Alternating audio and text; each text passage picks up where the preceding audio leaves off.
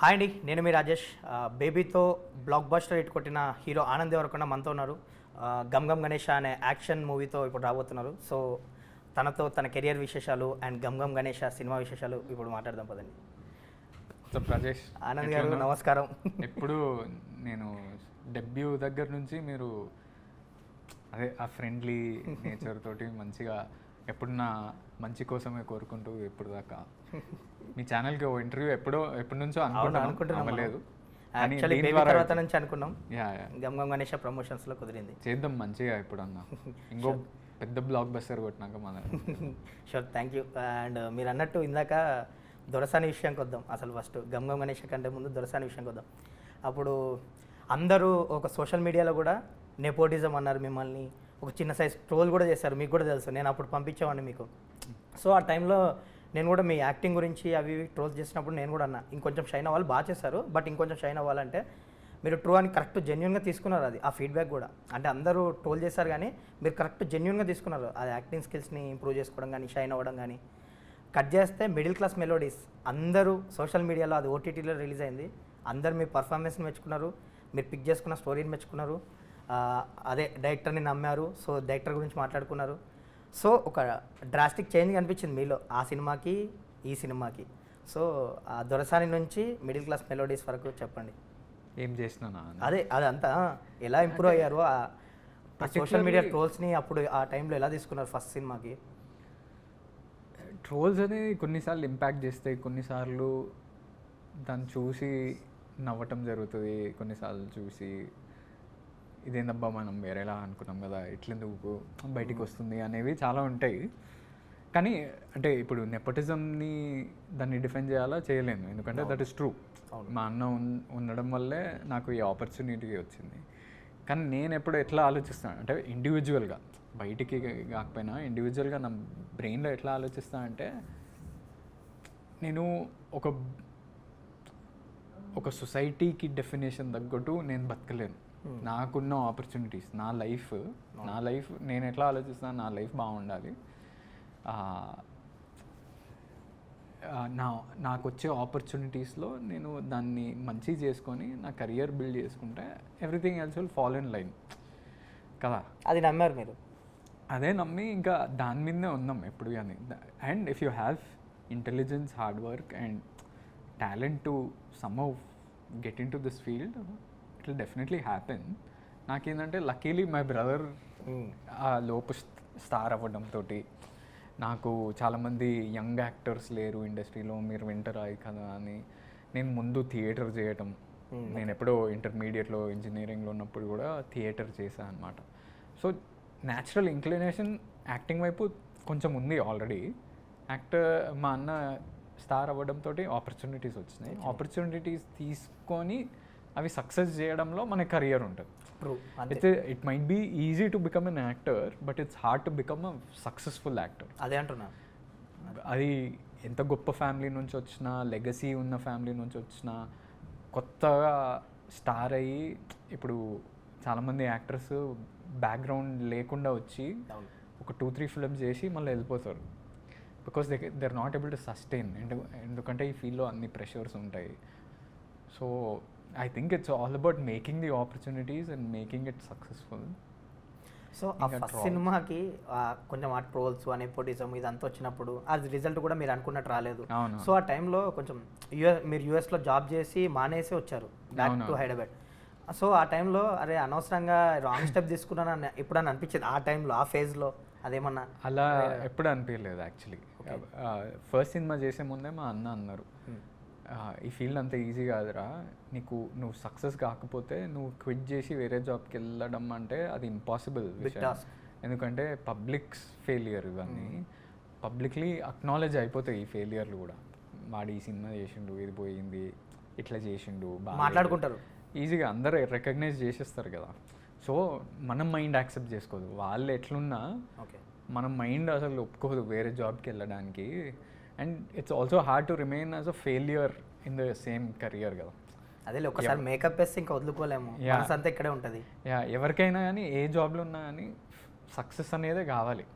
ఒక మెట్ ఎక్కాలి, నెక్స్ట్ ఏంటి ఇంకో మెట్ ఎక్కాలి అనేది ఏ జాబ్లో అయినా ఉంటుంది.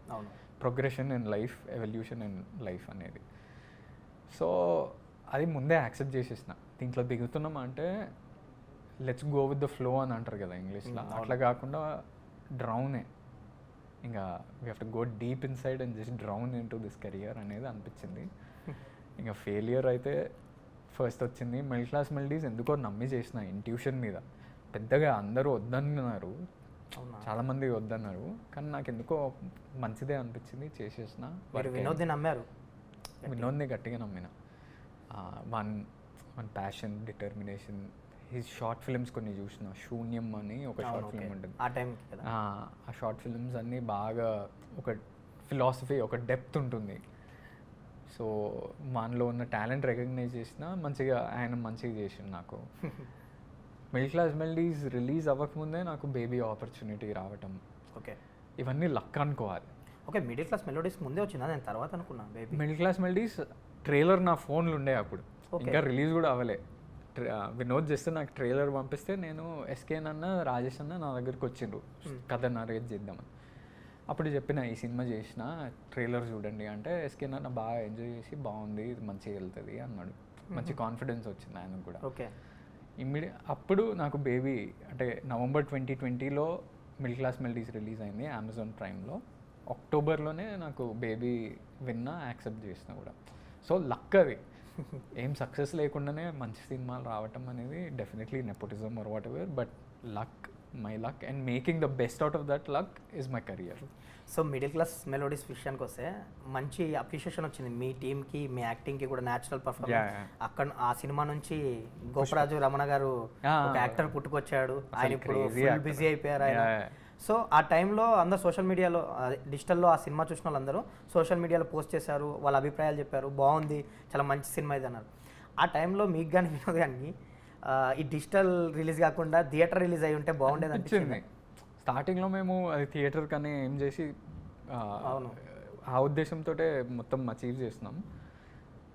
అంటే అరే మిస్డ్ ఆపర్చునిటీ అని స్టార్టింగ్లో అనిపించింది, బట్ మేబీ ఒక పాయింట్ తర్వాత యాక్సెప్ట్ చేసినాం, ఎందుకైనా మన మంచి కోసమే అవుతుందని. బట్ అయినా అప్పుడు ఆ సిచ్యువేషన్స్ కూడా అట్లా ఉండే, చాలా దరిద్రంగా ఉండే ఆ టైంలో, వెరీ బ్యాడ్ యాక్చువల్లీ. అంటే అది కోవిడ్ అనేది ఎప్పుడు అయిపోతుంది అనేది కూడా మనకి ఎండ్ ఆఫ్ ద టనల్లో లైట్ కనిపించట్లేదు. సో ఏందబ్బా అని మనం కూడా ఆ సినిమా రిలీజ్కి ఇంటర్వ్యూస్ కూడా ఫోన్లో, జూమ్లో, వెబ్, మీరు చాలా చేస్తారు, ఆన్లైన్ చాలా చేసినాం బయటికి రాకుండా. బట్ ఇప్పటికీ కూడా like you lots of journalist keep telling me అది చాలా మిస్డ్ ఆపర్చునిటీ. ఎందుకంటే ఒక చిన్న సినిమా అయినా అందరికీ కనెక్ట్ అయ్యే సినిమా, రిలేటబుల్ సినిమా, అందరూ ఓన్ చేసుకొని చూసే సినిమా. అంటే ఆ ఫ్యామిలీ ఫీల్, ఆ రిథమ్, డైలీ లైఫ్లో ఉండే కామెడీ, అవన్నీ చాలా అందరు కనెక్ట్ అవుతారు, మంచి కలెక్షన్స్ వస్తుండే. నేను కూడా రిలీజ్ తర్వాత కూడా మీకు ఫోన్ చేసి ఎస్పెషల్లీ చెప్పా, చాలా చేంజ్ కనిపిస్తుంది యాక్టింగ్ వైజ్ కానీ, మంచి స్టోరీ పిక్ చేసుకున్నారు, అండ్ వినోద్ కూడా బాగా డీల్ చేశాడు. సో మిడిల్ క్లాస్ మెలోడీస్ తర్వాత అక్కడ నుంచి baby and road journey cinema చేశారు గుహన్ గారితో, హైవే, పుష్పక విమానం చేశారు. సో ఆ రెండు, పుష్పక విమానం, హైవే రెండు డిసప్పాయింట్ చేశాయి. హైవే నాకు తెలిసి ఆహాలో ఓటీటీ డైరెక్ట్ ఓటీటీ వెళ్ళింది. ఓకే, సో ఆ రెండు డిసప్పాయింట్ చేశాయి. ఒక మళ్ళీ కొంచెం లో మిడిల్ క్లాస్ మెలోడీస్ హై వచ్చింది, మళ్ళీ కొంచెం లో ఫేజ్. అంటే పుష్పక విమానం నేను మిడిల్ క్లాస్ మెలోడీస్ రిలీజ్ అవ్వకముందే ఒప్పుకున్న సినిమా మళ్ళీ. సో పుష్పక విమానం నేను చాలా హోప్ తోటి చేసిన, చాలా మేమంతా కూడా యాజ్ అ టీమ్ అంతా కూడా దీని మీద చాలా హోప్స్ పెట్టుకొని మంచిగా అచీవ్ చేద్దాం అనే ఉద్దేశంతో చేసినాం. కొన్నిసార్లు హాఫ్ హార్టెడ్గా చేస్తాం కదా, ఏదో డబ్బుల కోసం చేసేస్తాం ఊరికనే అని. అట్లా కాకుండా అసలు ఇది ఆ స్క్రిప్ట్లో చాలా వాల్యూ ఉండే. ఓకే, ఒక అంటే అది మంచిగా అచీవ్ చేస్తే ఒక అంధాధున్ లాంటి సినిమా అయ్యే ఛాన్సెస్ ఉండే. ఇది ఒక డిఫరెంట్ అటెంప్ట్ అనుకున్నారు మీరు ఆ టైంలో, మంచి అటెంప్ట్. మంచి అటెంప్ట్, మళ్ళీ శ్రీరామ్ రాఘవన్ సార్ లాగాను, అంధాధున్ లాగా అలాంటి సినిమాలాగా అచీవ్ చేయగలిగితే బాగా కనెక్ట్ అవుతారు ఫ్యామిలీ, ప్లస్ ఒక థ్రిల్లింగ్ కామెడీ ఉంది కదా, ఇవన్నీ మంచి ఎలిమెంట్స్. కానీ ఎక్కడనో ఎగ్జిక్యూషన్లో మేము ఫెయిల్ అయినాం, which is my mistake also.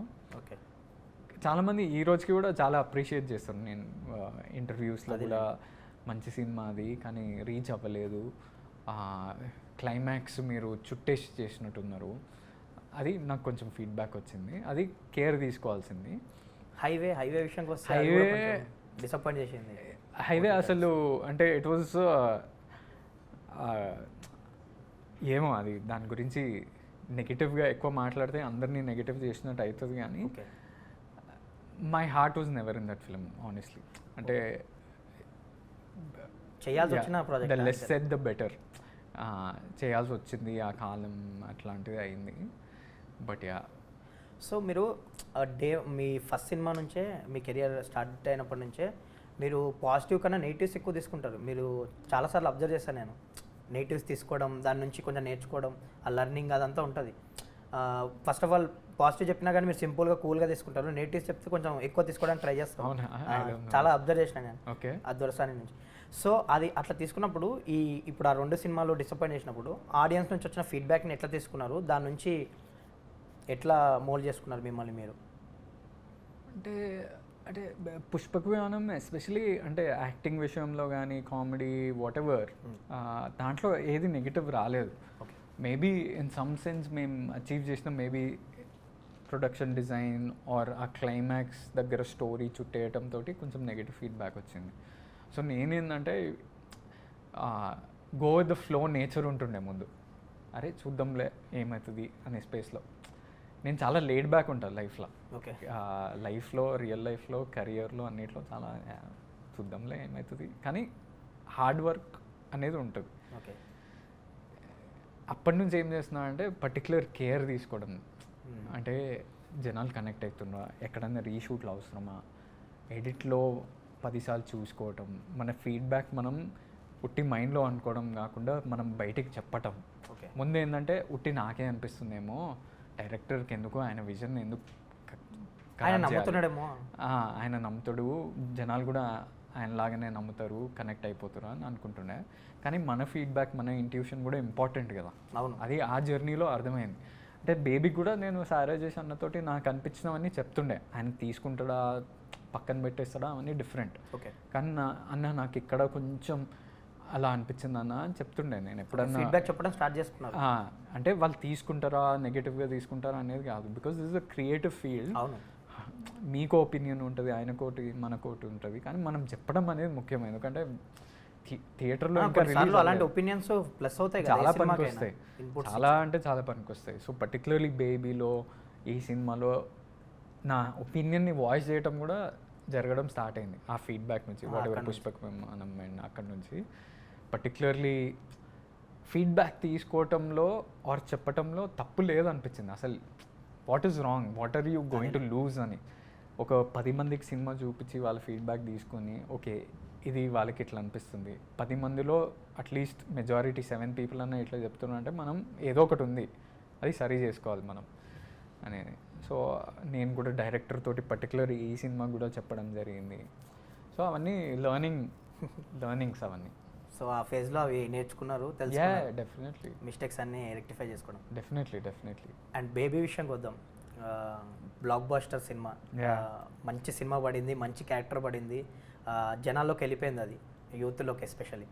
And దొరసానితో ఎవరైతే మిమ్మల్ని ట్రోల్ చేశారో, కొంచెం నెపోటిజం అన్నారో, సంథింగ్ ఏవో నెగిటివ్ కామెంట్స్ ఏవైతే ఫేస్ చేశారో మీరు, మిడిల్ క్లాస్ మెలోడీస్ కొంచెం అప్రిషియేషన్ వచ్చింది, కొంచెం నేర్చుకున్నారు. బట్ బేబీకి వచ్చేసరికి అసలు యునానిమస్గా అసలు ఆనంద్ ఇరగదీశాడు, చాలా బాగా చేశాడు. ఎస్పెషల్లీ క్లైమాక్స్ సీన్లో మీరు అంత పండించకపోతే అది అంత ఎలివేట్ అయ్యేది కదా ఆ సీన్.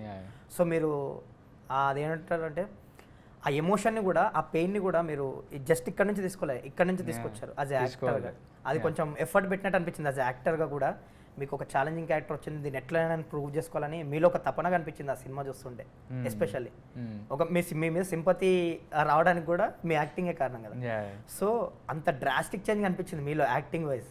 సో ఎలాంటి హోంవర్క్ చేస్తారు ఆ క్యారెక్టర్కి పర్టికులర్గా, ఎట్లా తీసుకున్నారు దాన్ని, ఛాలెంజింగ్గా తీసుకున్నారు ఆ క్యారెక్టర్ ఆ టైంలో? ఆ సినిమా విన్నప్పటి నుంచి ఏదో విధంగా ఛాలెంజింగ్గా తీసుకోవడమే. అంటే ప్రతిదీ ఆయన సాయిరాజేష్ అలాంటి డైరెక్టర్. అంటే is not one of director, he is like maverick directors అంటారు కదా, ఓ సందీప్ రెడ్డి వంగ అలాంటి, లేకపోతే డిఫరెంట్ ఒక ఇంటెన్స్ డైరెక్టర్ ఉంటారు కదా, సాయిరాజేష్ అలాంటి వాడు అనమాట. ఏది చేసినా కామెడీ చేసినా అసలు out of the question comedy నుంచి తీసుకొస్తాను. అంటే ఊరికనే జస్ట్ మిడిలింగ్ కంటెంట్ ఒకే సినిమా తీద్దామనే ఉద్దేశం అస్సలు ఉండదు ఆయనకి. That is a special quality. So ఆయనతో పని చేస్తే ఆయన చుట్టూ ఉన్న వాళ్ళంతా కూడా అట్లనే అయిపోతారు. సో ప్రతిదీ ఛాలెంజింగ్. ఆయన ఈ సీన్ రాస్తున్నా అంటే మనకి ఫస్ట్ థాట్ ఎట్లా వస్తుందా అంటే ఆ క్యారెక్టర్ ఎట్లా బిహేవ్ చేస్తాడో అవన్నీ మనం క్యారెక్టర్ క్వశ్చన్స్ అన్నీ ఆన్సర్ చేసుకుంటూ వెళ్తాం ఆ సీన్ పేపర్ చదువుతున్నప్పుడు.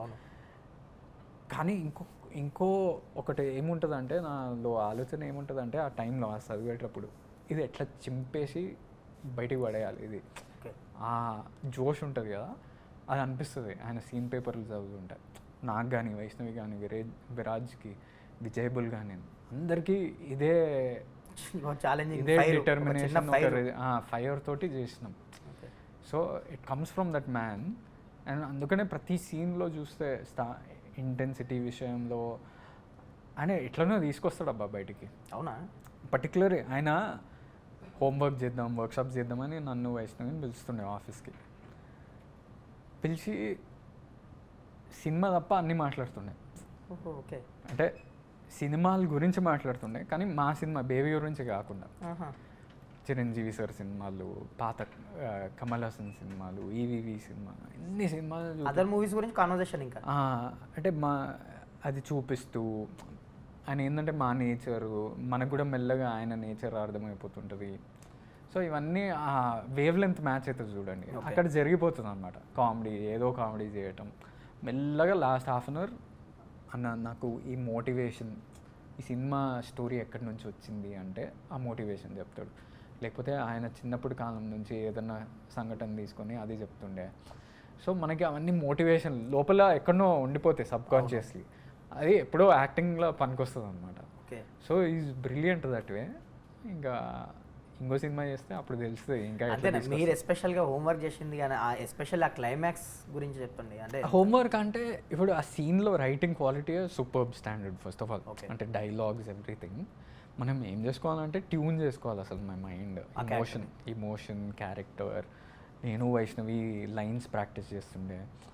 నేను పోయి సారా చేసిన పర్టికులర్లీ ఎవ్రీ క్వశ్చన్, ఎందుకు ఇట్లా మాట్లాడుతుండు, ఏంటి ఆయన ఆలోచన ఏంటి, దీని తర్వాత అసలు మూవ్ ఆన్ అవుతాడా కాదా, అవన్నీ క్వశ్చన్లు అడుగుతూ ఉంటే మనకి ఏదో ఇన్ఫర్మేషన్ వస్తుంది. ఇంకా దాన్ని ఓన్ చేసుకోవటమే. అది ఊరికేనే ఏదో క్యారెక్టర్ చెప్తున్నాను కాదు, ఇక్కడ నుంచి రావాల్సిందే. It has to come from here. ఎందుకంటే నేను కొన్నిసార్లు ఏడుస్తుంటే, especially foot over bridge scene. నాకు పర్సనల్ ఫేవరెట్ వైష్ణవి రూమ్కి వెళ్ళి ఈ కత్తి గొంచులో కూర్చితే ఏమవుతుందో తెలుసా అనే సీన్కి ఆయన రాజేష్ అన్న కూడా రాసి ఇది చాలా బాగుంది సీన్ అనుకుండు. కానీ నేను చదువుతున్నప్పుడు నాకు ఏమో అయింది ఆ రోజు. ఫుల్ ఎమోషన్స్, నాకు ఇట్లా టెన్షన్, మన హార్ట్ బీట్ రేజ్ అవుతుంది కదా, అట్లా జరిగింది. ఆయనకు చెప్పలే, వచ్చి పర్ఫామ్ చేస్తున్నా. అది ఒక క్లోజ్ రూమ్ అనమాట, కెమెరా డోర్ దగ్గర బ్లాక్ చేసేసాను. సో నేను ఏమన్నా కంజెస్టెడ్ రూమ్, ఏమన్నా మాట్లాడుకోవాలంటే సారా చేసిన మైక్లో చెప్పేస్తుండు, నేను ఇక్కడ నుంచి అన్న ఓకే అన్న ఇట్లా చేస్తా అన్న అని ఇక్కడ నుంచే చెప్తున్నా. సో ఆయన నా మైండ్ ఫ్రేమ్ కానీ తనది నాకు తెలియదు ఎట్లా అనిపిస్తుంది.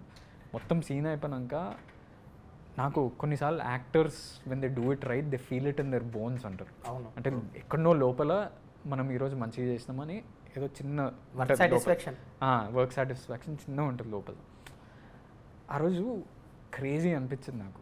అరే ఈ సీన్ సూపర్, నాకు ఎంజాయ్ చేసిన అనమాట, ఏడుస్తూనే ఎంజాయ్ చేసిన. రాజేష్ నాకు పోయి అసలు మస్తు రాసిండ్రు ఇది అంటే, ఇది నార్మల్ సీనే అన్నాడు. లేదన్నా ఇది ఎడిట్లో చూడండి సూపర్. ఫస్ట్ టైం నేను ఆయనకు చెప్పడం, అన్న ఈ సీన్ నేను మస్తు ఎంజాయ్ చేసిన, నేను ఎప్పుడు చూసినా కూడా ఈ సీన్ చాలా బాగుంటుంది అని అనిపించింది ఆ రోజే. బికాజ్ నేను ఏడుస్తుంటే నాకు అనిపిస్తుంది, ఎందుకంటే ఇక్కడ నుంచే కాకుండా నన్ను ముక్కు కారడం మొదలుపెట్టింది, గొంతులో నుంచి డైలాగులు రావట్లేదు, ఇట్లా షివర్ అవుతుంది. అండ్ అక్కడ క్యారెక్టర్ వైష్ణవి పడుకొని ఉంటుంది, ఆమె తాగి మత్తులో అట్లా పడిపోయి ఉంటుంది కదా, ఆమె ఏం రియాక్షన్స్ కూడా లేవు. సో నేనే తనను చూసి యాక్టింగ్ చేస్తుంటే నాకు ఏదో రైట్ అనిపించింది. So it was wonderful. ఆ సీన్కి ఒక కిక్ వచ్చింది మీకు? ఆ సీన్కి కిక్ డెఫినెట్లీ వచ్చింది, గట్టిగా వచ్చింది. And foot over bridge scene కూడా డెఫినెట్లీ. అండ్ నేను ఇందాక అన్నట్టు మీరు ఏడ్చే ప్రతి సీన్లో ఇమోషన్ నుంచి కన్నీళ్ళు వచ్చాయి. అదేదో ఆర్టిఫిషియల్గా అనిపించలేదు, గ్లిజరిన్ వేసుకొని లేదు. యాక్టింగ్ చేస్తున్నట్టుగా అనిపించలేదు. అందుకే ఆ సినిమాకి అంత అప్రిషియేషన్ వచ్చిందని నేను అనుకుంటున్నా, మీ యాక్టింగ్కి కానీ మీకు కానీ. ఎందుకంటే అది ఇక్కడ నుంచి వచ్చింది వాటర్, ఇక్కడ నుంచి కాకుండా. Definitely all actors actually, not just me. ఎందుకంటే మేము ఫర్ ఎగ్జాంపుల్ అంటే వైష్ణవి గురించి ఎలాగో ది బెస్ట్, మీ గురించి ఐఎమ్ కూడా just telling you an example. మీరు మేము సినిమా స్టార్టింగ్లో ఏం షూట్ చేసినామంటే క్లైమాక్స్, నేను ఆటోలో వచ్చి ఇట్లా గడ్డం హెయిర్ ఫస్ట్ డే షూటింగ్ అది. ఓకే. నాకు అండ్ సారాజీస్ మెథడ్ ఏంటంటే మొత్తం డైలాగులు ఉండవు, అనేది మొత్తం స్టోరీ ఉంటుంది. డైలాగులు మెల్లమెల్ల ఆయన లోపల ఒక ప్రాసెస్ ఉంటుంది కదా, ఆ ప్రాసెస్ బట్టి ఆయన డైలాగులు రాస్తుంటాడు. ఓకే. సో మేము climax because of look conditions వల్ల అది చేయాల్సి వచ్చింది.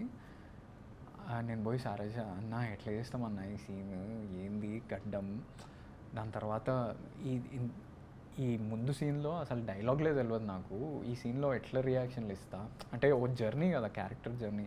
వైష్ణవితోటి ముందు సీన్లో నేను ఏం చెప్తున్నా క్లైమాక్స్లో అసలు ఏంటి అది, ఆయన మైండ్లో ఏదో ఒకటి ఉంటుంది కానీ ఇంకా బయటికి రాలే. మీకేమో చిన్న డౌట్ ఎట్లా ఎక్స్ప్రెస్ చేయాలి, ఎందుకంటే లాస్ట్ సీన్ మళ్ళీ ఈ లుక్ తీసుకురాలేదు కదా అని భయం ఉండే మస్తు. And first day shooting. Okay. ఆయన స్మార్ట్లీ ఏం చేసిండంటే విజయబుల్ గానం తోటి ఒక క్రేజీ ప్రేమిస్తున్న ట్యూన్ని ఒక స్క్రాచ్ వర్షన్ కంపోజ్ చేసిండు. ఆ స్క్రాచ్ వర్షన్ నేను వైష్ణవి ఫుల్గా వినేసి దాన్ని ఓన్ చేసుకొని మా ప్రాసెస్లో పెట్టేసుకుంటే ఆ రోజే ఏడవడం మొదలు పెట్టినాం మా సినిమాకి. నేను జస్ట్ ఇట్లా ఆటో పట్టుకొని తాగి సడన్లీ ఆ పోస్టర్ చూసి, అదే మ్యారేజ్ బ్యానర్ చూసి ఇట్లా చూస్తే ఆమె ఉంది, ఆమెను చూడగానే టక్ టక్ కారడం మొదలుపెట్టింది. ఆయన ఎక్స్పెక్ట్ చేయలే ఇక్కడ ఏడవాలి అవసరం లేదు, జస్ట్ చూడమన్నాడు. కానీ నిజంగా తాగిన ఆ రోజు తాగి ఇట్లా చూసి టియర్ డ్రాప్స్ వచ్చినాయి, ఏందబ్బా ఇది అని అనుకున్నా. బట్ ఆ సినిమా అసలు డిమాండ్ చేసింది అట్లాంటివన్నీ. ఎంత కొంచెమే తాగారా ఆ సీన్కి? పొద్దున ఎంటీ స్టమక్ మీద తాగేసి. అవునా? ఆయన డిమాండ్ చేసిండు మీరు తాగాలి ఈరోజు చిన్న పెగ్. కానీ ఫస్ట్ ఎక్స్పీరియన్స్ కదా డ్రింక్ చేసి యాక్టింగ్ చేయడం అనేది మీకు? ఫస్ట్. అంటే చాలా మంది యాక్టర్స్ చెప్తుంటారు, విన్నా నేను. బట్ అవునా? కొంతమంది ఉన్నారు. నేను first time. Okay. First time. So Anand Devarakonda career చూసుకుంటే బేబీకి ముందు బేబీకి తర్వాత అన్నట్టు కనిపిస్తుంది. డెఫినెట్లీ 100 crores ఆల్మోస్ట్, అదే 96 దాకా వచ్చి 100 crores క్లబ్ దగ్గర దాకా వచ్చింది కాబట్టి biggest block buster. Lineup set అయిపోయింది, పెద్ద బిగ్ బ్యానర్స్లో సినిమాలు చేస్తున్నారు మీరు ఇప్పుడు. సో మీకు ఒక ఇమేజ్ వచ్చింది, ఒక గుర్తింపు వచ్చింది బాగా. అంటే విజయ్ దేవరకొండ తమ్ముడు అనేవారు అప్పటి వరకు, ఇప్పుడు ఆనంద్ దేవరకొండ అంటున్నారు. సో బేబీ అది తీసుకొచ్చింది మీకు. సో ఆ తర్వాత మీ లైఫ్ ఎట్లుంది, ఎట్లా చేంజ్ అయింది ఆ బేబీ ముందు బేబీ తర్వాత? నేను అన్నట్టు ఇప్పుడు డిఫరెంట్ ఛాలెంజెస్ ఎప్పటికైనా ఉంటాయి, దొరసాని అప్పటి నుంచి ఉన్నాయి. ఇప్పుడు ఏంటంటే డిఫరెంట్ ఛాలెంజెస్ అంతే. ఛాలెంజెస్ స్కేల్లో పెరిగినాయి. ఎందుకంటే మంచి సినిమాలు చేస్తే పొటెన్షియల్ ఉంది, అంటే బాక్స్ ఆఫీస్ పొటెన్షియల్ ఉంది, జనాలు థియేటర్ కూడా వస్తారని బేబీతో అర్థమైంది. సో ఇప్పుడు అలాంటి సినిమాలు చేయాలి, అదేవిధంగా రిపీట్ చేయకూడదు సినిమాలని. ఉట్టి లవ్ స్టోరీలు చేస్తే ఒక ఫెటీగా అనిపించేస్తుంది, కొత్త సినిమాలు చేయాలి. మీరు ఫస్ట్ నుంచి చేస్తుంది అదే కదా, వేరియేషన్, ప్రతి సినిమాకి ఒక వేరియేషన్ ఉంటుంది, మీలో అబ్జర్వ్ చేస్తాను నేను అది చూస్తే. సో కానీ ముందు అది లేకుండే కదా, బాక్స్ ఆఫీస్ కొడితే ఇంత అది అంటే బేబీ కూడా మేమేం 100 crores మార్క్ పెట్టుకొని సినిమా షూటింగ్ మీరు కూడా అంత ఎక్స్పెక్ట్ చేసి ఉన్నారు కదా. ఆనెస్ట్లీ ఒక సినిమాని ప్రెజెంట్ చేద్దాం, ఒక మంచి ప్రొడక్ట్ చేసాము, ఎంత రీచ్ అయితే చూద్దాం అనుకున్నాను, అది ఎక్స్ట్రీమ్గా రీచ్ అయింది. అది ప్రతి సినిమాకి అలానే చేయాలి. బాక్స్ ఆఫీస్ నెంబర్ పెట్టుకొని దీన్ని దాటాలంటే ఏమేం చేయాలి అనేది పెట్టుకోకుండా ఆనెస్ట్లీ ఈ స్టోరీలో ఏం ప్రజెంట్ చేస్తే బాగుంటుంది, ఈ జానర్కి ఎంత కలెక్షన్ వస్తే బాగుంటుంది అనేది ఉంటుంది కదా. ఆ ఛాలెంజెస్ అన్నీ పెరిగినాయి, కానీ మంచి ఛాలెంజెసే. ఈ ఛాలెంజెస్ ఉండటంతో మనం లైఫ్లో ముందుకు వెళ్తూ ఉంటాం. కానీ ఒకటి, ఇంత బిగ్గెస్ట్ ఒక బిగ్ బ్లాక్ బస్టర్ వచ్చినప్పుడు ఏ యాక్టర్కైనా మీరు అన్నట్టు ఛాలెంజింగ్. ఇక్కడ నుంచి అసలు కథ మొదలవుతుంది, కరెక్ట్ బ్యాలెన్స్ చేసుకుంటూ దాన్ని కరెక్ట్గా ఆ లెవెల్లో వెళ్తూ అది కరెక్ట్ మెయింటైన్ చేసుకోవాలి, ఆ సక్సెస్ని కంటిన్యూ చేస్తూ. ఇక్కడ అది కొంచెం బర్డెన్ అనిపిస్తుంది ఏ యాక్టర్కైనా. చాలా మంది ఇప్పుడు తర్వాత పెద్ద స్టార్స్ కూడా వాళ్ళకు కూడా ఛాలెంజ్ కదా. ఇప్పుడు ఈరోజు పెద్ద సినిమా కొడతారు, maybe it hits 500 crores also, but what is the next film అనేది కూడా మీకు ఎందుకంటే ఐదో ఫిలిం అదే 5-6 ఫిలిమ్స్కే వచ్చేసింది కదా, సో 5 films. ఇంకొంచెం బర్డెన్ అనిపిస్తుంది దీన్ని ఎలా తీసుకోవాలి, దాన్ని ఎట్లా తీసుకెళ్ళాలనేది. మొన్న ఎస్కే నన్ను మంచి మాట అన్నాను, నన్ను ఎందుకు జస్ట్ క్యాజువల్లీ కలిసి, కెరియర్ని మీరు ఒక లాంగ్ కెరియర్ లాగా చూస్తే మీకు అంత యు వాంట్ బి స్ట్రెస్డ్.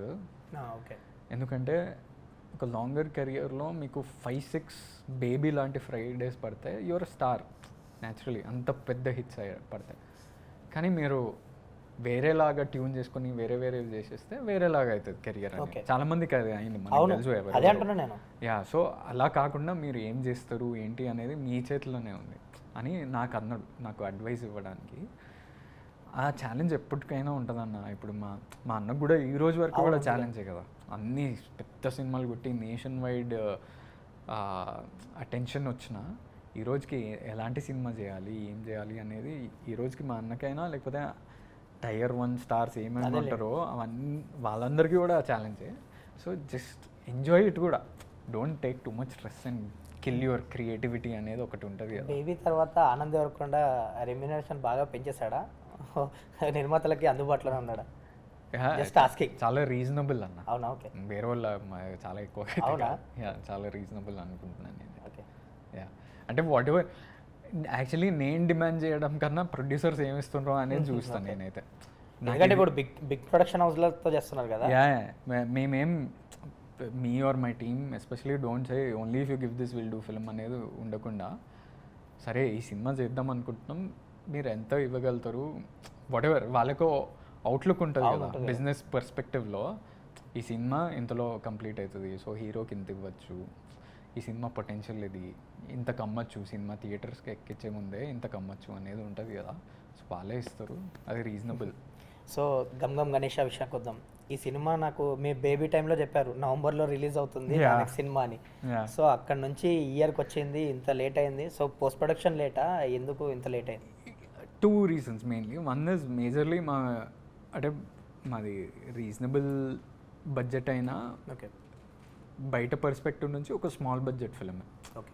ఇవే ఈ రోజుల్లో 400-500 crores ఖర్చు పెడుతున్న సినిమాల్లో మాది within 10 crore budget, 7-8 crores. So దాంట్లో విఎఫ్ఎక్స్ అచీవ్ చేయడం, 3D మోడలింగ్ చేయడం, ఒక మిస్టికల్ యాంగిల్ ఉందన్నమాట సినిమాలో. ఓకే, అది రియలిస్టిక్గా అచీవ్ చేయాలి. అంటే ఫేక్ ఉంటే బిలీవబిలిటీ పోతుంది, ఇంట్రెస్ట్ పోతుంది సినిమా చూసేటప్పుడు. సో రియలిస్టిక్ అంటే అట్లీస్ట్ ఒక 80% రియలిజం అన్న తీసుకొస్తే ఇంట్రెస్ట్ ఉంటుంది సినిమా. ఓకే. సో అది 3 blocks ఉన్నాయి మేజర్లీ. ఆ 3 blocks అచీవ్ చేయడానికి కొంచెం కష్టమైంది మాకు. అండ్ ఒక సీజీ వర్క్ కూడా ఉందని విన్నా నేను, ఈ సినిమాకి సంబంధించి చిన్న సీజీ వర్క్, దానికి కూడా లేట్ అయిందని. యా, అదే. So the 3D modelling and CG వర్కే కొంచెం ట్రిక్కీ అయింది, అది కరెక్షన్స్ చెప్పి and one more thing is, అదే ఈ బిజినెస్ డైనమిక్ అనేది మీకే ఎక్కువ పర్స్పెక్టివ్ ఉంటుంది దీని మీద. ఓటీటీలు, థియేటర్లని ఇవన్నీ షిఫ్టింగ్ అవుతున్నాయి చాలా, చేంజ్ ఉంది కదా. ప్లస్ అంటే ఓటీటీలు పెద్ద ప్రైస్లు ఇవ్వట్లేదని, థియేటర్లకి జనాలు రావట్లేదని ఒక పర్స్పెక్టివ్ వచ్చింది కదా. దాన్ని ఎట్లా ఏ టైంకి రావటం అనేది బెటర్ అని చాలాసేపు మా ఇన్సైడ్ టీమ్ చాలా డిస్కషన్స్ అయ్యి May 31st రైట్ అనిపించింది. సో ఇవన్నీ రీజన్స్ వల్ల లేట్ అయింది. సో గమ్ గమ్ గణేష్, అసలు ఉదయ్ ఈ కాన్సెప్ట్ ఎప్పుడు చెప్పాడు, మీరు పిక్ చేసుకోవడానికి వన్ ఆఫ్ ద రీజన్ ఏంటి ఇది ఈ సినిమా? నాకు ఇది 2021లోనే, అంటే బిఫోర్ బేబీ షూటింగ్ కన్నా ముందే ఇది కూడా ఒప్పేసుకున్నాను. యా, కానీ బేబీ ఇది ప్యారలల్గా చేస్తున్నాం కాబట్టి ఇది ఇంతవరకు వచ్చింది. కొంచెం డిలే అయ్యి దాని తర్వాత విఎఫ్ఎక్స్ డీలేస్ అయ్యి ఇక్కడి వరకు వచ్చింది. But it shaped up very well, which is good. అంటే ఈ జానర్కి, ఈ స్పేస్కున్న క్రైమ్, కామెడీ, థ్రిల్లర్ స్పేస్లో చాలా మంచిగా వచ్చింది సినిమా. నేను ఎందుకు తీసుకున్నా అంటే ఎందుకు ఎంచుకున్నా ఈ జానర్ అంటే నాకు కొత్త, ఫస్ట్ ఆఫ్ ఆల్ నాకు ఇష్టం. ఎందుకంటే స్వామి రారా, రన్ రాజా, రన్ ఎక్స్ప్రెస్ రాజా, క్షణ క్షణం కొంచెం యాక్షన్ థ్రిల్లర్ ఫాస్ట్ ఫేజ్లో నడుస్తూ ఉంటుంది. యా, ముందుకెళ్తుంటుంది, అసలు ఏం జరుగుతుంది, ఒక ఇంట్రెస్టింగ్ స్పేస్లో ఉంటుంది. అండ్ కామెడీ టైమింగ్ కూడా చాలా డిఫరెంట్ దీంట్లో. నాకు నెల్సన్ ఫస్ట్ ఫిల్మ్ ఒకటి ఉంటుంది, కోలమావు కోకిల, కోకో అని, చాలా బాగుంటుంది అది సినిమా. అలాంటి క్యారెక్టర్స్ ఉంటారు దీంట్లో. ఓకే. నాకు కూడా ఫస్ట్ టైం ఒక ఎనర్జెటిక్ క్యారెక్టర్ ప్లే చేస్తున్నా. సో అవన్నీ ఎక్సైటింగ్ ఫ్యాక్టర్స్ చాలా అనిపించినాయి ఆ టైంలో, అండ్ ఐ యాక్సెప్టెడ్. స్పెషల్ ఏంటంటే ఈ డెబ్యూ డైరెక్టర్ అంత మంచిగా పుల్ ఆఫ్ చేయడం. ఓకే. ఎందుకంటే ఇలాంటి సినిమాలు పుల్ ఆఫ్ చేయడం కూడా కష్టమే. రిథమ్ ఉండాలి సినిమాలో, ముందుకు వెళ్తూ ఉండాలి కానీ ఫాస్ట్గా వెళ్తూ ఉండాలి, అదొకటి. ఇంకోటి కామెడీ టైమింగ్ చాలా కష్టం. ఉట్టి హీరో ఫ్రెండ్ చేస్తున్నా అంటే ఈజీయే, కానీ చాలా క్యారెక్టర్లు ఉంటాయి. క్యారెక్టర్స్తో కూడా ఫన్ క్రియేట్ చేసి వాళ్ళ ట్రాక్స్ ఉంటాయి డిఫరెంట్. వెన్నెల కిషోర్ అన్నకి చాలా యునీక్. ఆయన ఒప్పుకోవడం కూడా ఒక రీజన్ ఏంటంటే నాకు ఇలాంటి క్యారెక్టర్ ఎవరు రాయలేదని. అవునా? ఆయన ఒప్పుకున్నాడు. సత్యం రాజేష్ అన్న ఆయన రియలిస్టిక్గా ప్లే చేస్తుంటాడు కానీ వింత కామెడీ ఉంటుంది. రామ్ జగన్ చాలా మంచి రోల్. సో ట్విస్ట్లు టర్న్లు కూడా చాలా బాగుంటాయి. ఇమాన్యుయల్ది ఫుల్ లెంత్ క్యారెక్టర్, చాలా మంచి పొటెన్షియల్ ఉన్న యాక్టర్. సో ఓవరాల్గా మంచి కథ మంచిగా ప్రజెంట్ చేస్తే బాగుంటుంది అని అనిపించింది. ట్రైలర్ కూడా భారీ రీచ్ అయింది. ట్రైలర్ చూసాక ఒక ఇంప్రెషన్ స్టార్ట్ అయింది ఆడియన్స్లో కూడా, ఇదేదో మంచి సినిమా రాబోతుంది ఆనంద్ దేవరకొండ నుంచి అని. సో ఆ ట్రైలర్లోనే మీరు వినాయక చవితి ఎపిసోడ్ గురించి ఏదో చెప్పారు. ఆ బ్లాక్ ఆ ఎపిసోడ్ ఏదో హిలేరియస్గా ఉండబోతుంది అనిపిస్తుంది. అందరు క్యారెక్టర్స్ ఒక దగ్గరికి వెళ్ళడం, అది ప్రీ క్లైమాక్స్ ఎపిసోడ్. మొత్తం సెకండ్ హాఫ్ ఒక ఊర్లో ఉండబోతుంది, రాజవారపల్లి అని, ఒక ఫిక్షనల్ ఊరే రాయలసీమలో, అంటే కర్నూలులో జరిగే ఆ ప్రాంతంలో జరిగే కథ. అండ్ వినాయక చవితి అంటే ఆ 5 రోజులు నిమజ్జనం చేసే ముందు పూజలు చేస్తూ ఉంటారు. అందరు క్యారెక్టర్లు ఒక వినాయకుడు వెనకలు పడటం, ఆ వినాయకుడితోటి అసలు ఏముంది, ఎందుకు ఇంతమంది ఇంట్రెస్ట్ ఉంది, ప్లస్ ప్రతి ఒక్క క్యారెక్టర్కి ఓ మోటివేషన్ ఉంది. థిమాటిక్లీ సింపుల్గా చెప్పాలంటే భయం, అత్యాస, కుట్ర, ఈ 3 ఉన్నాయి కదా, ఈ 3 negative emotions actually. Fear, greed, conspiracy ఇంగ్లీష్లో. సో ఈ 3 ఎమోషన్స్ వీళ్ళందరినీ నడిపిస్తూ ఉంటుంది. సో వీళ్ళు ఏం చేసిండ్రు, ఎవరికి ఆ ప్రైజ్ వచ్చింది అనేది కొంచెం ఇంట్రెస్టింగ్ స్పేస్. మీరు అన్నట్టు ఇట్లాంటి ఈ టైప్ ఆఫ్ ఫిలిమ్స్ కొంచెం చూడడానికి ఆడియన్స్ కూడా ఇష్టపడతారు. ఇప్పుడు స్వామిరారా కూడా ఆ టైంలో చాలా ఫ్రెష్ అనిపించింది. ఒక ఐడల్, ఒక ఈ డ్రామా, ఈ గ్యాంగ్, ఇదంతా. సో ఇది ఆ ప్యాటర్న్, ఆ ఫ్లేవర్ కనిపిస్తుంది ఇందులో కూడా. ఆ ఫ్లేవర్, కామెడీ చాలా డిఫరెంట్ ఉంటుంది అండ్ క్లీన్ కామెడీ. అందులో కూడా రవిబాబు గారి కామెడీ అది కూడా బాగా సూపర్ ఉంటుంది. నాకు చాలా ఇష్టం ఆ సినిమా. పాటలు కూడా మస్తు బాగుంటాయి. దీంట్లో ఫ్యామిలీ ఎంటర్టైనింగ్ విషయాలు కూడా చాలా ఉంటాయి. అంటే డివోషనల్ యాంగిల్ వచ్చినది ఉండి కామెడీ అంతా కూడా క్లీన్ ఉంటుంది. సో కిడ్స్ కూడా ఎంజాయ్ చేయొచ్చు అనమాట ఈ cinema. Okay. So and it's a good length, మరీ ఎక్కువ లెంత్ లేదు. 2 hours 10 minutes, 2 hours 14 minutes ఉంది. So it will get over like that. Baby అంత బ్లాక్ బస్టర్ అయ్యాక దీంట్లో ఏమైనా చేంజెస్ చేశారా అంటే మేకింగ్లో కానీ? అంటే కొంతమంది ఇప్పుడు సినిమా రిలీజ్ తర్వాత డైరెక్టర్ కానీ హీరోలు కానీ కూర్చొని కొంచెం రిపేర్ చేద్దాం, దాన్ని అందుకోవడం అని చేస్తుంటారు బేసిక్. అసలు ఒక్క రీషూట్ కూడా చేయలేదు బేబీ రిలీజ్ అయినాక. రీషూట్లో చేసిందంతా బేబీ ముందే, అంటే కొన్ని ప్యాచ్ వర్క్ అట్లాంటివి ఉంటాయి కదా, అవన్నీ అప్పుడు చేసాము. అంతేగాని బేబీ రిలీజ్ తర్వాత ఏమి అసలు only VFX and editing changes. అంటే మన ఫస్ట్ లెంత్ ఎంత ఉంటుంది, మెల్లమెల్ల ఈ జానర్కి ఇది కరెక్ట్ లెంత్ అని ఒకటి అనుకుంటాం కదా యాజ్ ఎ టీమ్, అది జరిగింది. అండ్ అదొక్కటే, అసలు లేకపోతే అస్సలు చేంజెస్ లేవు. అండ్ ప్రొడ్యూసర్స్ విషయానికి వద్దాం. కేదార్ గారు మీ బ్రదర్తో సుకుమార్ గారి సినిమా అనౌన్స్ చేశారు ఫాల్కాన్ బ్యానర్ మీద. కట్ చేస్తే మీతో సినిమా చేశారు. ఇప్పుడు నెక్స్ట్ కూడా మళ్ళీ ఉందంటున్నారు కదా. సో చెప్పండి, ప్రొడ్యూసర్ గురించి చెప్పండి. మాకు ఎప్పటి నుంచో పరిచయం. నేను యూఎస్ నుంచి వచ్చినాక ఆ టైం నుంచే అన్నకి నాకు వంశీ గారు అండ్ కేదార్ గారు పరిచయం. They are into multiple other businesses, అంటే cars and all of these businesses ఉన్నాయి వాళ్ళకి. Very passionate guys. కేదార్ ఏంటంటే, కేదార్కి నాకు కనెక్షన్ ఏంటంటే, he was one of the first guys to watch middle class మెల్డీస్కి. నేను ఇంటికి రమ్మని చెప్పి ఊరికేనే సరదాగా వాళ్ళు మా ఇంటి దగ్గరనే జస్ట్ ఒక ఒపీనియన్ కోసం చూపించుంటారు. ఆయన యాక్చువల్లీ యూఎస్లో ఉండి ఏవో సినిమాలు చూస్తాడేమో అనుకున్న ఆ టైంలో. సూపర్ ఉంది సినిమా అన్నాడు. అప్పుడు నాకు కాన్ఫిడెన్స్ వచ్చింది. So immediately these guys like this new age, new concept films and everything. So ఆ సినిమాకి ఫస్ట్ ఆడియన్ మీ ప్రొడ్యూసర్ కేదార్. వాళ్ళు always supportive guys. My 2 things ఎప్పుడు ప్రతి ఇంటర్వ్యూలో చెప్తున్నా, మై 2 things ఏంటంటే, మా ప్రొడ్యూసర్స్ హ్యాపీ ఉండే, మా డైరెక్టర్కి ఇంకో 2 films నాకు పెద్ద పేరు వచ్చి అట్లా అది జరిగితే బాగానే ఉంటుంది. కానీ if my director, because is a new guy, hard working, డిటర్మినేషన్తో ఉన్న గై, దానికి మంచి ఇంకో 2 సినిమాలు సాలిడ్ హీరోలతో దొరికితే హ్యాపీ. యా. అండ్ ఆ ప్రాజెక్ట్ గురించి చెప్పండి. కేదార్ గారిది, సుకుమార్ గారు, విజయ్ దేవరకొండ కాంబో అప్పుడు అది అనౌన్స్ చేసినప్పుడు కూడా మంచి hype నిన్ననే క్లారిటీ ఇచ్చాను కదా, అది డెఫినెట్లీ ఉంది. When where how those details I don't know, because అన్న కూడా 3 ఫిల్మ్ లైనప్ ఉంది. బట్ మీకు కొంచెం ఒక నాలెడ్జ్ ఉండి ఉంటుంది కదా స్క్రిప్ట్ల గురించి గట్ట. ఇది ఎట్లా Script లో ఉండబోతుంది? ఇంకా నరేషన్ అవ్వలేదు, అవునా? అది Okay. ఇంకా అవ్వలేదు. కాంబో ఫిక్స్ అయింది. కాంబో ఫిక్స్ అయింది. అది అప్పుడు అఫీషియల్ అనౌన్స్మెంట్ అదే వచ్చింది కదా. సో అది ఎప్పుడు జరుగుతుంది ఏంటి, బికాజ్ అన్నకి మొన్న లైనప్లో Gautam sir film, Rahul Sankrityan and Ravi Kiran Kola, ఇవన్నీ కూడా కొంచెం పెద్ద projects. So immediately Sukumar sir కూడా పెద్ద ప్రాజెక్ట్స్ చేస్తున్నారు, నెక్స్ట్ రామ్ చరణ్ సార్తో. సో అవన్నీ అయిపోయినాక will see how it. So వీడి గారి దగ్గర విషయానికి వస్తే కొంచెం ఒక లో ఫేజ్ నడుస్తుంది ఆయనకి, అంటే something Kushi was a hit only, above average. Above average. So అంటే ఆయన నుంచి సాటిస్ఫాక్షన్, ఆడియన్స్ సాటిస్ఫై అయ్యే ప్రాజెక్ట్ రావట్లేదు కదా. సో ఆ డిసప్పాయింట్మెంట్ ఉంది ఆడియన్స్ కానీ ఫ్యాన్స్కి కానీ. సో తను ఇప్పుడు ఆ ఫేజ్ని కానీ ఆ ఫెయిలియర్స్ని కానీ ఎట్లా తీసుకుంటున్నారు? మీతో మీరు ఉంటారు కాబట్టి ఎక్కువ మీరు షేర్ చేసుకుంటాడు కదా, ఎట్లా కంప్లీట్లీ. నేను ఆల్మోస్ట్ 1 month అయింది అన్నని కలిసి. ఆయన కంటిన్యూస్ షూటింగ్లో. సో అంటే నెక్స్ట్ కెరియర్లో అంటే మంచి సినిమాలు చేద్దామనే ఉద్దేశంతో ఇవన్నీ లైనప్లో ఉన్నాయి కదా, దాని మీద ఫోకస్ ఎక్కువ.